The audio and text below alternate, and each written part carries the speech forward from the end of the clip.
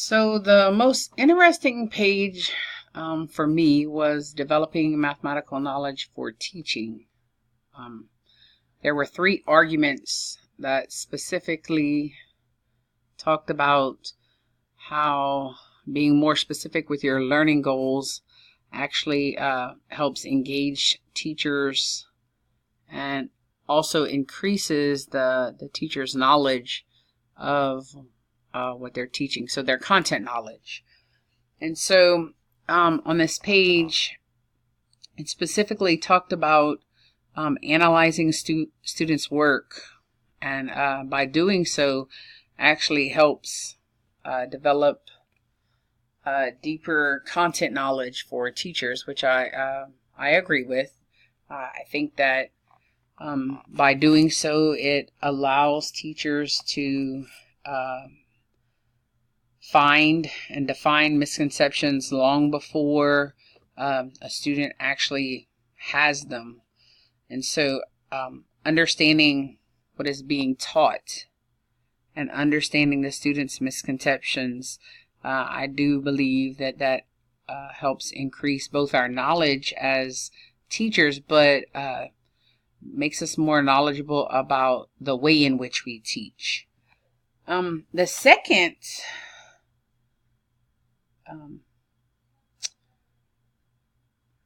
aspect, let me say it that way, that they talked about here that helped develop mathematical knowledge for teachers was the fact that learning progressions. So teachers had to not only understand what they were teaching at that moment, but they had to also understand, let's say for instance that they were teaching 7th grade math. They also had to understand where the child was in the prior years.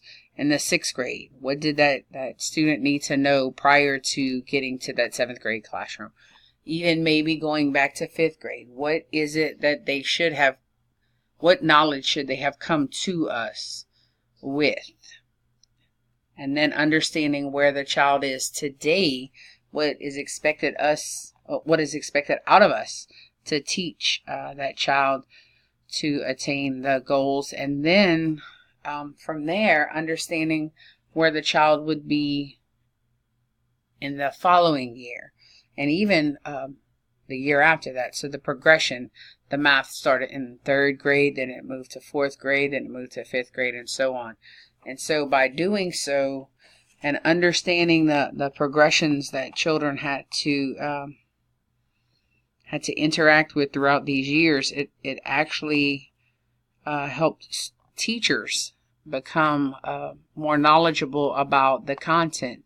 I think that's actually good because first, if you have a struggling learner in your classroom, you kind of understand where they were in prior years, and you also again can clear up misconceptions that they might have prior to actually having them. And then sometimes if you understand where they should have been in prior years and where they should be today, but they're not quite there, you know the gap immediately. And so instead of having to go way back to the beginning of mathematical time, you're only having to fill in that small gap in order to get them to where they need to be, where you are at this moment. And so that's actually very helpful. And at the same time, understanding the progressions actually helps us challenge our students too, because we know where they are right now.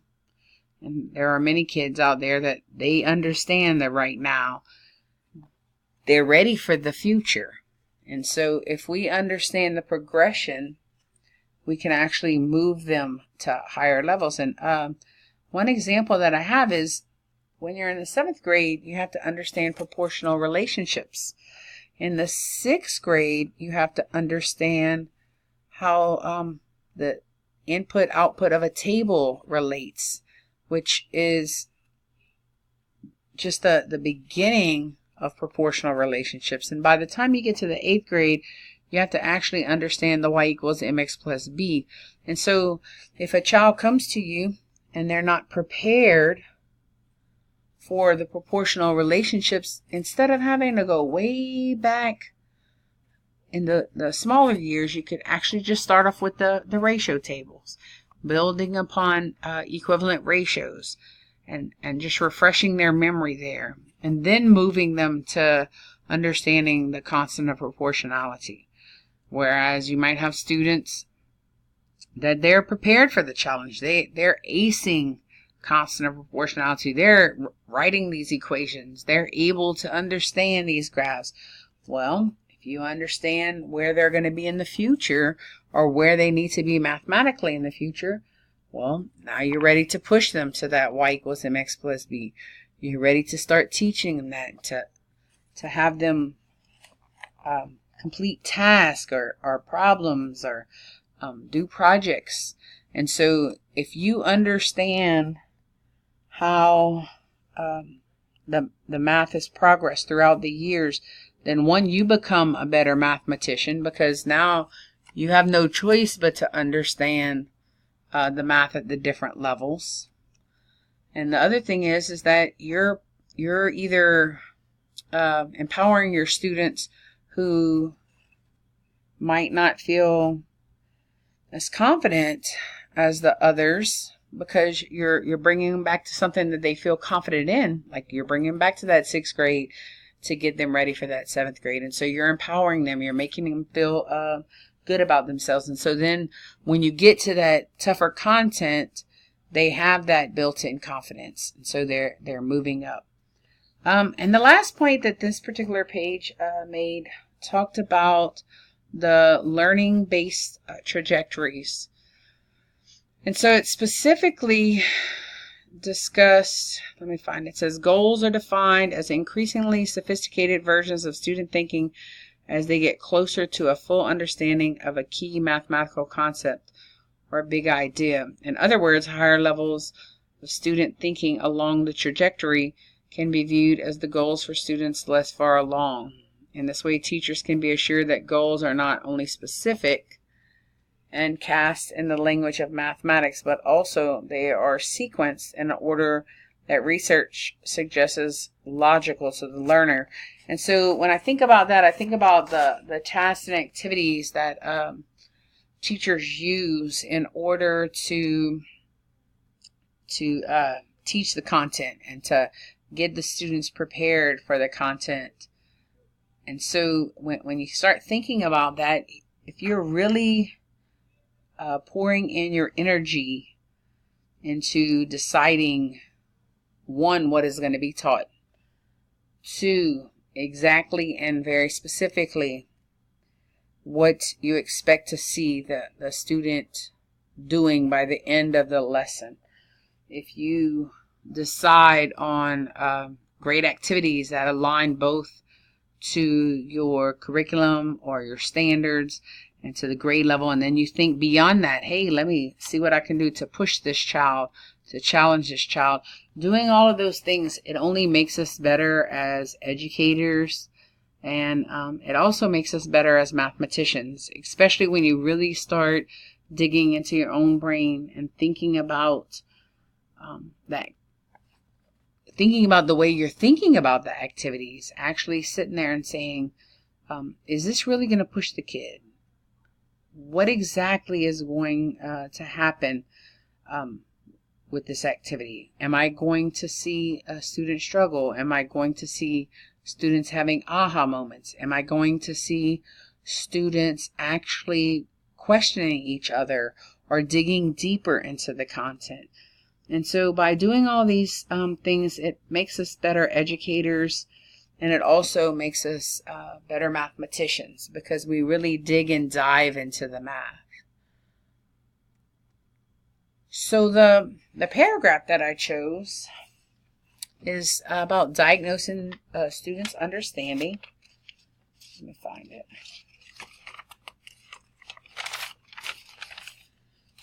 And so it says, a second argument for identifying specific learning goals is that these type of learning goals will support teachers in diagnosing students' levels and way of understanding the mathematics required to do instructional tasks even with a highly detailed learning goal, there's sometimes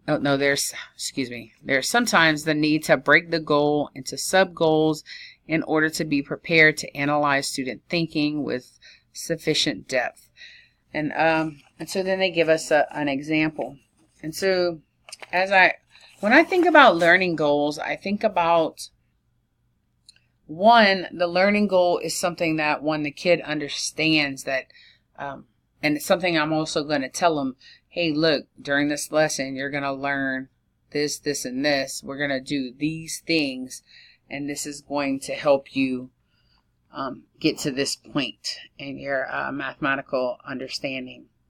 And so as I'm teaching, I also ask my own students to reflect upon their learning, to reflect upon the goal itself, and for them to ask themselves, am I getting to this place? Do I really understand this concept? What can I do to better understand this? Should I be asking more questions? And so the author here is saying sometimes the learning goal itself, especially when it's tied to the Common Core state standards, sometimes it's very large or vast. And so breaking it into smaller subgroups, becoming more specific, allows us as teachers and students to think specifically and more deeper about the content that is being taught. And so I do agree with this. I think that the more specific that we can become with our learning goals, the more specific we can become with our thinking. We could actually sit there and have a mental checklist saying, yes, okay, I got this. I understand that. And in the meantime, we as teachers can be asking ourselves, using this learning goal, have I taught this? Have I gotten to this place where the students are understanding? And then the students also can be thinking in their heads, have I learned this aspect of the goal? Where do I need to be in a few minutes? Or where do I need to be by the time we get to the learning task? Where do I need to be by the time we get to the game, or whatever instructional activity the teacher has? And so I always think that learning goals are important, but I think that the more specific that we can get, I think the more concentrated we as teachers and students can be when we're analyzing both our understanding of the content and our thinking as we're learning. And so lastly, my sentence, and I thought this was a great sentence. It says, when used by skilled teachers, goals become the North Star by which to select and steer students' partially formed ideas toward important and shared mathematical ideas and concepts. Okay, so this is so profound because when I think about being an educator and actually creating a lesson plan, it all starts with the goal itself, the learning goal. What specifically do I want my students to understand? Where do they need to be in their understanding? And so the learning goal kind of drives everything else in the lesson, including the task, the questions, everything. And so when they describe the learning goal as the North Star, it makes perfect sense. It's that star out there that we're all following and we're trying to get to. That's the ultimate goal. So as far as this chapter, what does it mean for evaluating teachers? And oh wow, it's big. You realize that part of Compass actually has parts that discusses learning goals and are they rigorous enough? And so just that mere fact, teachers should be more aware of their learning goals itself. But mostly, as far as learning goals go, I think goals pretty much drive us as educators and as human beings. And so the